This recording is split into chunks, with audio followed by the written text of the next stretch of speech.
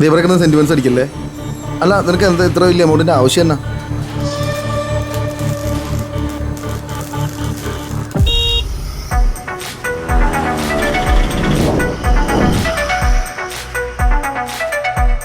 Sir ഇപ്പോൾ സ്ഥലം നമ്മൾ നോക്കി വെച്ചിട്ടുണ്ടേ, അത് ഏകദേശം ഒരു 4,00,000 സെന്റ് വരും.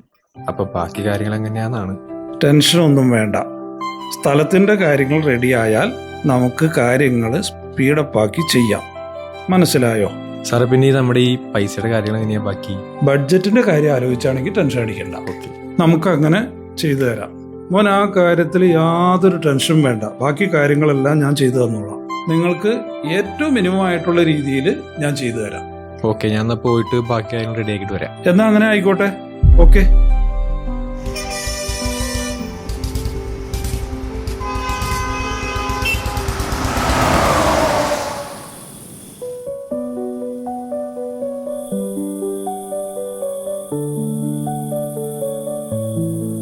എടാ, ഞാൻ നിന്നെ നിരാശപ്പെടുത്താനോ നിരുത്സാഹപ്പെടുത്താനോ പറഞ്ഞതല്ല.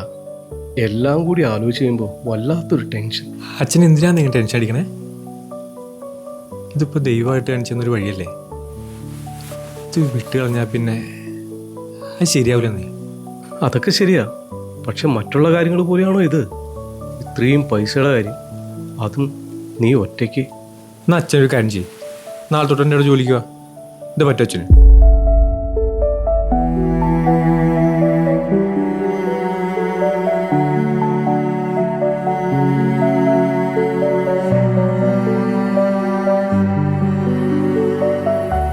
എൻ്റെ അച്ഛനിപ്പോൾ എന്താ ആലോചിക്കുന്നത് ഞാൻ പറയട്ടെ.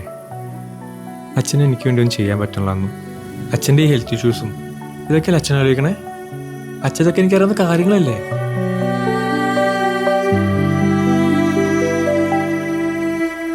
ഇത് നോക്കി, സ്ഥലം വാങ്ങാനുള്ള പൈസ ഞാൻ കണ്ടുവച്ചിട്ടുണ്ട്.